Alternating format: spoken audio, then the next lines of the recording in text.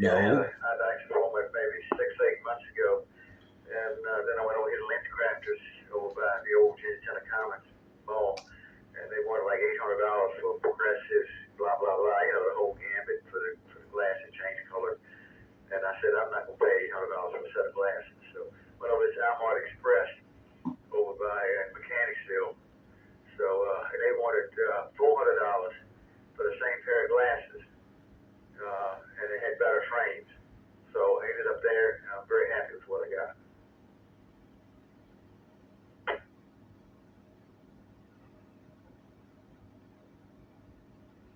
So that's not bad. So I just was informed that what I want to get is going to be $340 with my eye care plan that they're in network for.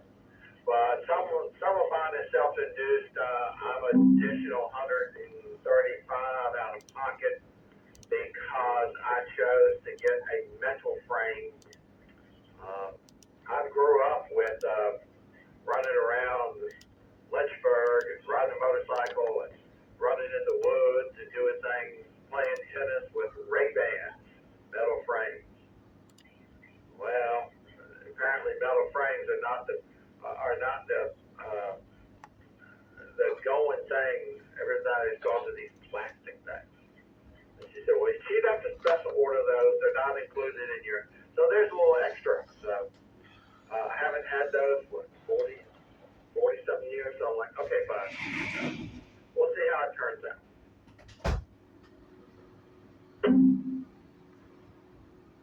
Yeah, well, sounds good. I don't have an eye plan because, knock on wood, my eyes are in pretty good shape. I got, 40/20, I think, vision. And I don't even wear glasses around the house because usually if I'm reading, I'm putting reading glasses on. And I can't stand to wear glasses. So I can see, enough for me to watch television. I don't trip over myself and I can still see pretty good with The important stuff. 20/20. But I do have an old pair of Ray-Bans. Did he say 420? Black plastic Ray-Ban sunglasses that I bought years ago. And they're kind of my knock-around glasses when I go out because I don't want to wear my glasses. And I usually take those off like when we eat breakfast the other morning. I didn't need them at all, so I just wore them, just left them in the truck. But the other glasses I've got, tints up, gets dark, gets light, etc. So I take them with me when we go on vacation or if we're gone for a few days so I can have a pair in case I need them.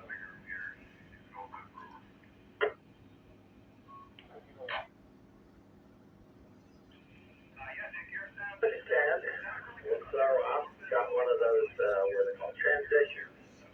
So my last pair, what back on wearing now are transitions. They're okay, but my problem is it takes me too long to change. If I get out of the car, I will get out of the car in about 2 seconds, go to Hardee's, and they're going to darken. Stop going to Hardee's. But it takes them twice as long to lighten back up. And sometimes that makes it difficult because I've got to see or read something quickly. So, anyway, well, listen, I'm pulling in, and I'm going to let the brothers from North Carolina come back there. Good to see you the other day, and look forward to hopefully something. Well, no, next week I'm out of town. Hopefully get back over there a little bit more frequently. And everybody's market different today. All right, I got to find a place where they don't hit my car. Good to hear you. Have a good weekend. I need to cut grass. I'm trying to come up with an excuse. You don't have the glasses? Yeah, I cut mine yesterday, so I got that tucked away, and I'm feeling good next. I don't have anything to do today. I'm just going to take it easy. So, you have a good breakfast. WD3OW4 here. Okay, that was not the original intent for this video. I could have waited before RTA. But it is relatable. I mean, I also wear glasses. W4RTH, 4LSP. I may never get around to this. So, turn it down just a little bit.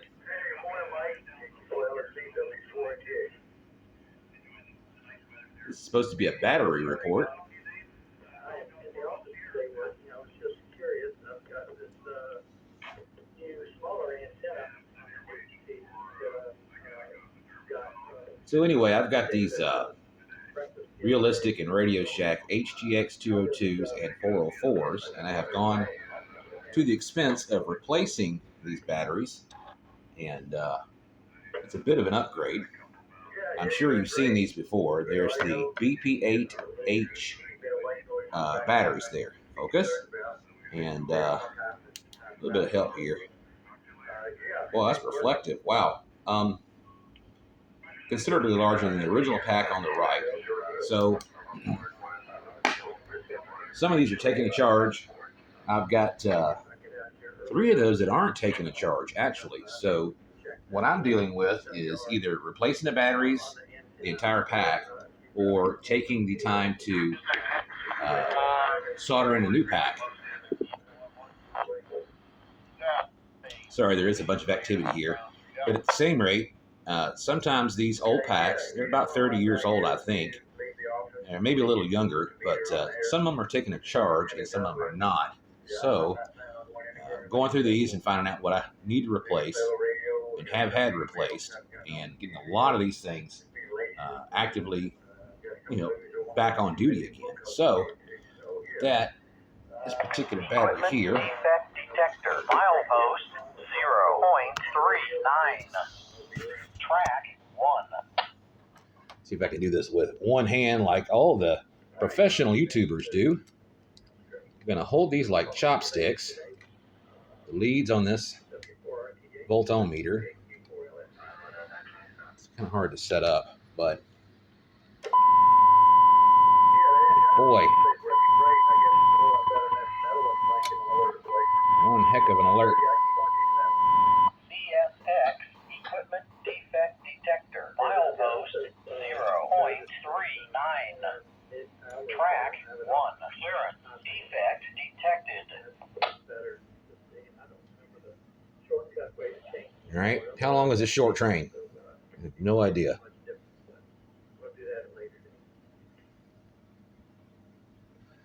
So anyways, hold it like chopsticks, and there's the center lead positive, negative, and this battery did not charge very well at all. I'm only showing 2 3/4 volts. A lot won't focus, but it's not showing a whole lot. And I've already gone in screensaver mode. But anyways, is it going to lock me out? Really? It's cheesy. All right, so anyways, this particular battery also did not charge very well, so that's 4. It's been on there for hours, but I have taken the time to replace some of these. Equipment defect detector, milepost 0.39. Track 1. First clearance defect from axle 272, axle 29. Second clearance defect from axle 392, axle 40. Third clearance defect near axle 4. Fourth clearance defect from axle 5. 1, 2, axle 5. 3 more defects. Inspect train. Right. How many axles? CSX equipment defect detector, milepost 0.39. Track 1. First clearance defect from axle 272, axle 29. Second clearance defect from axle 392, axle 40. Third clearance defect near axle 4. Fourth clearance defect from axle 5. 1, 2, axle 5. 3 more defects. Inspect train. Total axles 7. 8 out. Okay, so not a very long train. They could probably walk that easily and inspect that. It's probably just damaged box cars.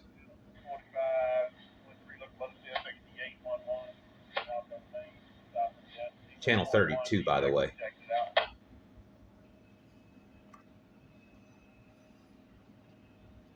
stick in enough product and you push the roof up a couple inches, and that'll set off the default detector. Anyways, replace the batteries. I've got 2 each, HTX 202 and 404. I've got 2 BC 245 XLTs and 1 235 XLT. The 235 is on the right, 245 is on the left, and there's one more up on the top shelf. And listening to the pre-programmed banks, I'm scanning the service band for the railroad. It's channel 94. And the service band for aircraft. Let's see if I can yank out one of these batteries here.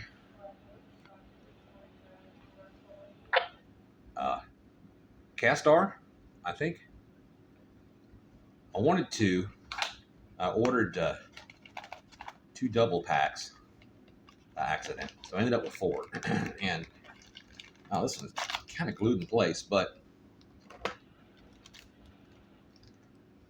here's the battery pack, and this one's still in its relatively sealed package, but they just slide in the back. There's no battery tray for these, and the little connector right there. And they suggest that you be careful and get the appropriate connector for these, because sometimes, I guess they're a little different. But I made sure, and I really examined the photographs and got the right ones, and they plug right in, and without a doubt they work. And to me, these are very similar to the old cordless phone battery packs. So there was a time I've been to Wally World, and I've seen the ONN products, the ONN products, and they had a display case that was full of batteries, and they're all kinds of sizes and connectors and such. Pretty sure they're for the old cordless phones, and they still had cordless phones on the shelf. And this was only maybe 4 years ago. It was probably 6 years ago that I found the display case, and it was a clearance display case. You could buy those packs for $1, and at one point I had probably 20 packs for various projects, and it didn't matter if they had a connector or not, if they were in a pack or if they were individual cells. I could power small projects with them, and that all went to the wayside. But I had a nice collection at one point, $1 a piece. I probably spent $20 or $30 on batteries, and I don't know how old they were. I don't know if they would have taken a charge, but it was worth the shot for 20 plus batteries for that price. I was going to take a chance and see if I can wire up some kind of charger and again power some small projects. But for these, they work pretty good. Sip of the old coffee there, and give you a quick overview here. Oh, there it goes again. Gosh, that's bright. Here, let's do it this way. Try to do it hands-free, like all the professionals do. And so kick it on. You get the Era 1 code on this one because the memory battery's dead. I have acquired some memory batteries. You can go to your local grocer. For instance, for us, it's like Kroger, and you buy those off the shelf with any number of other battery sizes. The 2032s are relatively easy to find, and you can get those by the pack. Well, I think I bought them by the 6-pack, and all I got to do is get the repair kits and go in there and unsolder what's there, and then resolder. Function D, power on, and it's there. And it's hard to see, but anyways, simple reprogramming. I start with T-squelch, 1 key, and function. Then I do the positive offset, and that's all there is on 70 centimeters is the positive offset. Memory set, function 8, and see if I can help myself here. Here it is. It's in the memory, or is it memory set? What it says. Anyways, set the tone. Whoops, went the wrong way. We're going to set it to 7.4.4. And also do the receive. People say that repeaters do not pass the tones. Well, to me, it doesn't really matter for my case because there's so much interference here. And I back out of that.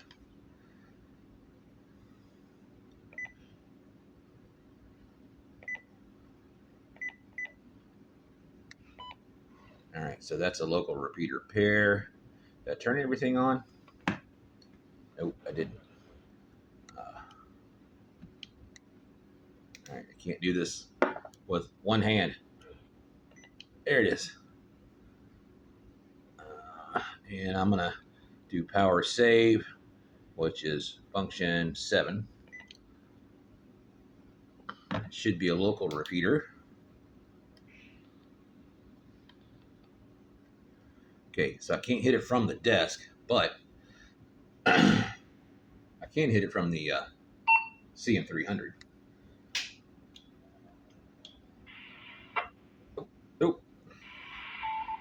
I got so much stuff here that maybe it's the wrong frequency. Anyways, pretty easy to set up. It doesn't take but just a few seconds to get it in there and get it going. And it's ready. Same thing, 202, another BP8H. And it's interesting that that beeps a little louder. I'm not sure why, but function D on. And that one didn't reset. Weird. All right. That's a first for that one. Wow, it's totally gone. That is the first time. Oh boy.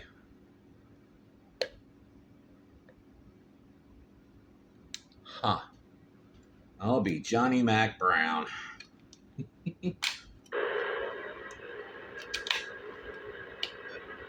All right, so reset, I guess. Now I got it. So, so obviously the monitors are causing interference, but let's see here. All right, so 5, 4, 3, 0. And this is why I need tone squelch. And that's also the reason why I run both in and out. Whoops, I skipped it again. And all right, so can you see it? Yes. Back out. I do the minus offset for this pair. And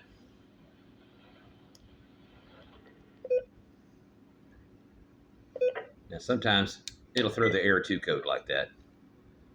PLL unlock, I believe. Now see how much interference I'm picking up on the S scale, the S meter.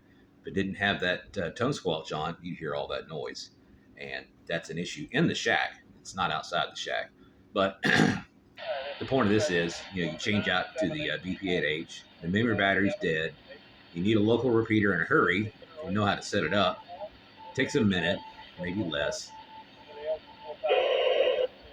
Here's the ID. It heard the repeater ID, I'm sure. But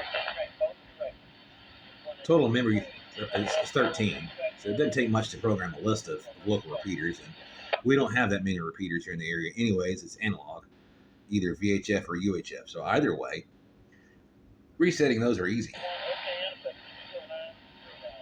But at the same rate, I've gone through those. Those have batteries. I've also gone through some of these. And on the subject there is a drop-in charger. That's the one I usually use.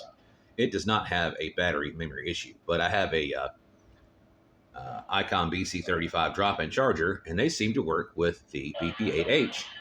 And that was my theory. That's complete. Now, I also have these left over. These are the alkaline packs. Cooperate. There we go.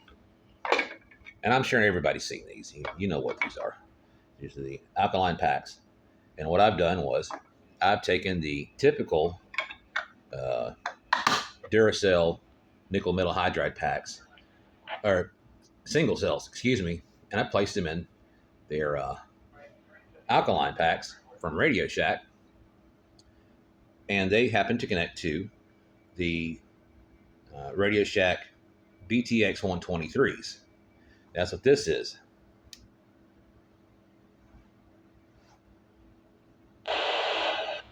Now I've replaced the antenna. I've got a good handful of those, and the speaker mics plug right in. And that's the original pack for this radio. Not sure why it's, unless the battery's getting weak. It doesn't show the color, but that's the original battery. And the original battery, let's see if we can pull one out here. Yeah. Pardon me. That's the original battery, and they're a little different. The charger port's on the side, as opposed to the charger port being on the back of the original antennas. Oh my gosh. Battery pack. Right there on the back. Just 6 cells for the HDX 202s and 404s. They even have a little charge light. These do not. So you have to kind of time everything and maintain and kind of guess at what you're doing. So at that rate, those are dead. But these work. And that's the beauty of this. And a few extra radios. Same rate. Up here, we have one more. And the fun thing is, these generate interference. We can catch it. Turn on that one. And that's where it stops. Come on, focus. Anyways, it's supposed to be 467-6625. And that's where it stops. It just generates interference when you activate the radio. There's another one in this leather case. It's got the speaker mic. And yeah, it's working also. It's also got one of those alkaline packs with the nickel metal hydrides. Test. 1 2 1 2. Test. 154.6. 154.6. Test. 1 2 1 2. Test. So, interesting enough, it still works. Test. 1 2 1 2 1. Ignore the feedback. Test. So several radios receive what's going on, and I've got extra sets. There's one more 404 back there with a BP8H. There's the other 245 XLT. I got a nice little glare on the screen, and it does its job. It just picked up a little bit of aircraft right there. Now the displayless 2053 there works, and it's connected to that marine antenna, and it's just clamped on. There's a 245, but it does well, and I can't complain. There's the weather service. Did I do it wrong? There it is. Hit the wrong key. East winds around 5 miles per hour. So it receives a lot better at this point. And yeah, no display. What are you going to do? Well, you look at the 93 right there, and it's the same display, relatively the same size. But anyways, it's cloned with that center radio right there. So if this stops and the other one catches it, I can just reference to the radio. So it's a little bit like one of these guys. You know, you have to know what's in there and then what channel it stops on or what slot to know what you're listening to. Same thing, no display, and it kind of works out. But lots of battery maintenance, just taking care of things as far as that goes. Those are the swap outs, and they do work, and I don't have any problems with communication, and lots of different ways to tie things together, keep us communicating in the way that we normally would. So at that rate, the old monitors have shut down, that means it's just on a, I don't know, rest break, I guess. But that's the progress I've been working on, trying to get all these batteries to work and make some of this older stuff work. Again, the MURS radios, or the old business band BTX 123s, are up and running again. They only have the green dot channel, or crystal, and you can add a few more. As a matter of fact, I've got one around here somewhere. I think this is it. And it's conveniently set up for display behind the label. Try not to knock everything down. It's always a domino effect. Behind the label, and this one came like this without its label. But in there, perhaps, let's see if we can make a shot, is the 2 slots for the crystals. And I'm sure the warranty is void on this radio because the back label has been removed. And as far as I understand, those are the transmit and receive for channel B. It's right there on top. Pardon my dusty radio. K2EJ Mobile listening. Who? Anyways. Focus. There. You do have a power switch. You have a channel AB. You have the same pin set up for the same speaker mic as the HTX series.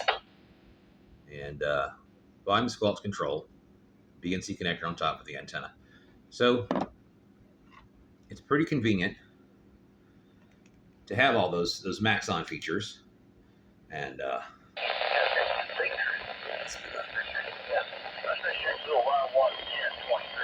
anyways, a little bit of crystal control, and that was also,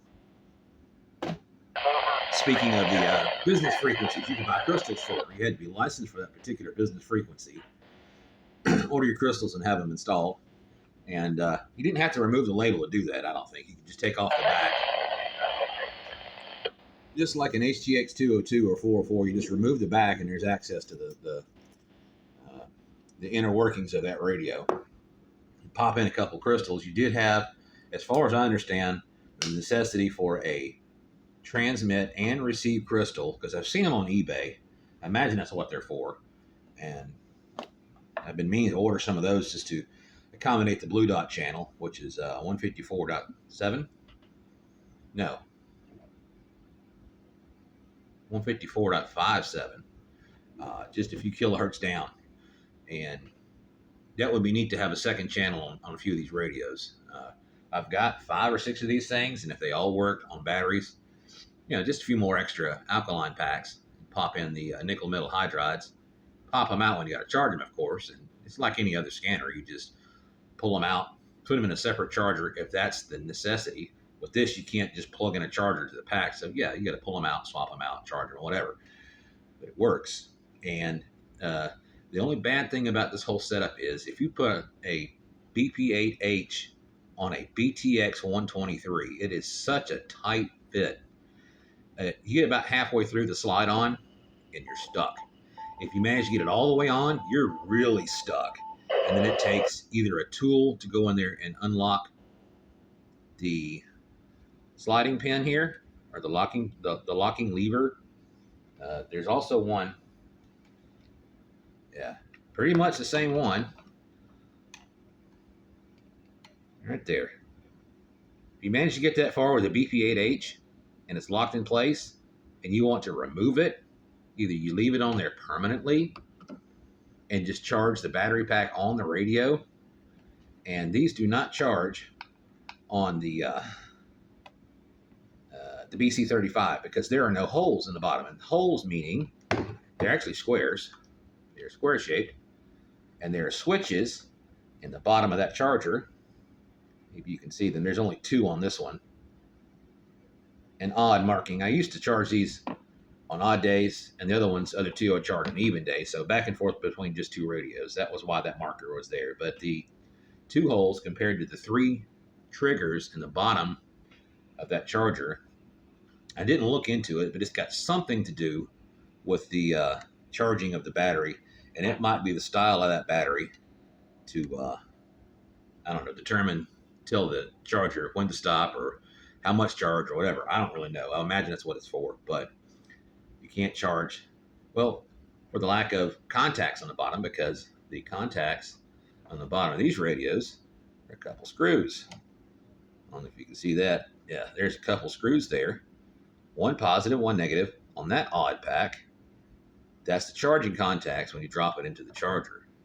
But these, they have a charger on the side there. See that just above the thumb there is a little cover, and there is a charger, and it's the same charger port with the 245s and the 235s. Just happens to be the same pin, center positive, and that's what they're that's what they were charged for. And on the other side is another port, but that's 12 volts direct, and that bypasses the battery. It's just like the power on top of the radio here. Plug in a cigarette lighter adapter, I guess you'd call it that, an accessory plug, and I just so happen to have one of those come in with one of those radios. But you put in the accessory auxiliary cigarette lighter plug. Who's beeping now? On the other end, you've got the this one's not angled. This is straight. Oh, come on, this whole one-handed bit. Some of these are angled at 90 degrees. That would be nice. Some of them are adapted. You can just pop them off and change the connectors for whatever size. That one just happens to be hard mounted. Who's beeping? Why are you beeping? I don't understand this. Brand frickin' new batteries, and they don't last very long. May have to send that one back. I don't know. But anyways, several different variations.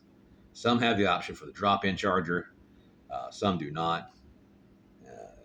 It's fortunate that I can slide on the alkaline packs with nickel metal hydrides for the BTX 123s and run MURS on a decent 2-watt radio. Yes, you can go out and you can get any radio that can do that, and 1,000 other channels, sure. But the idea was back in the 90s when they swapped that over. I think it was before they swapped all that over. I take that back. But you used to be able to talk to McDonald's or Kentucky Fried Chicken or Burger King at the drive-thru, just kind of monkey around with those folks.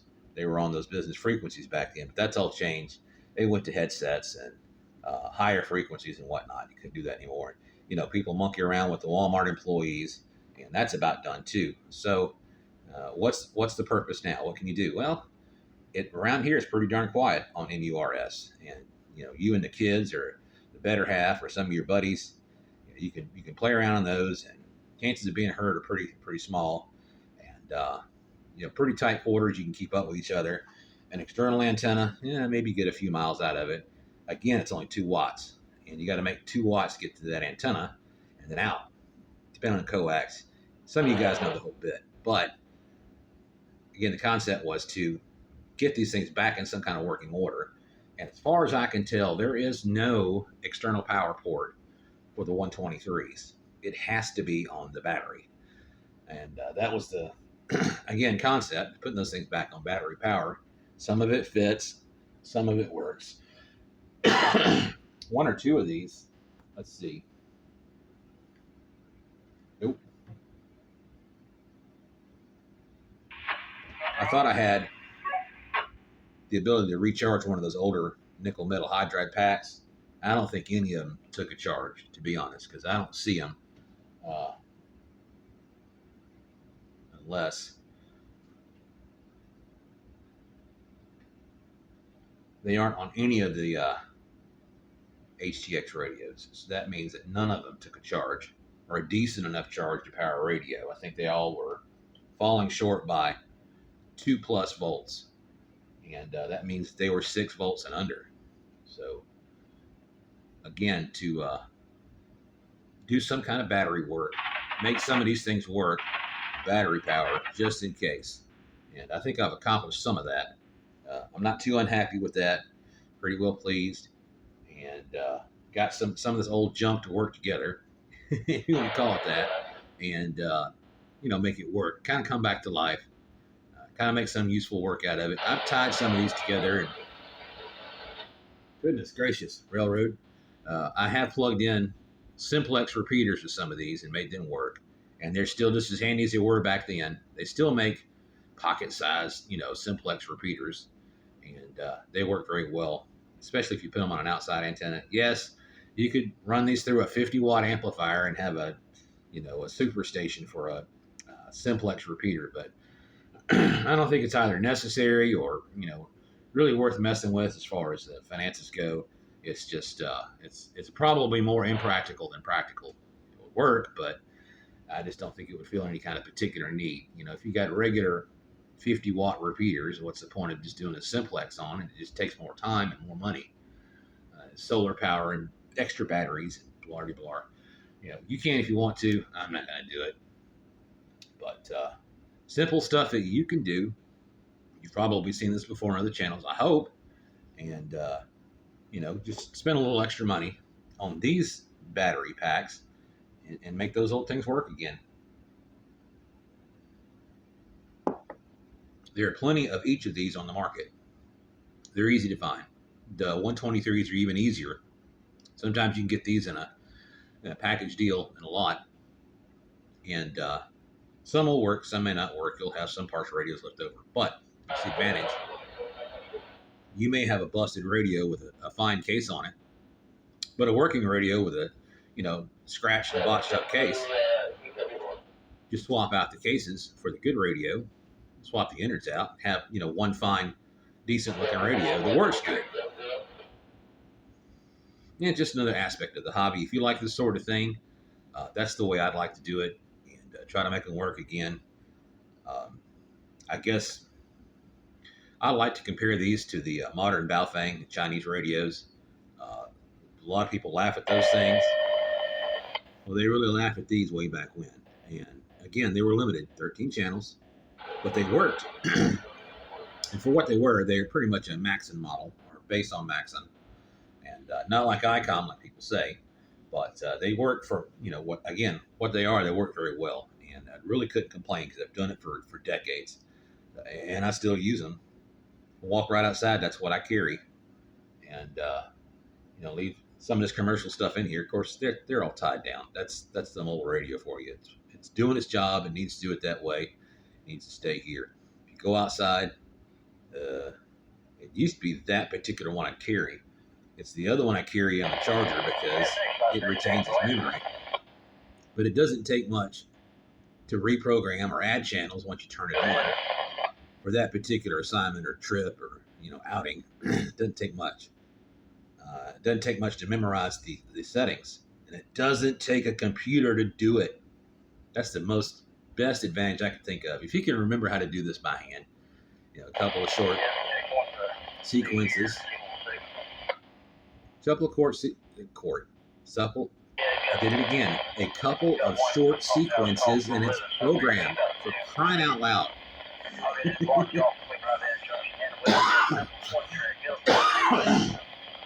Oh.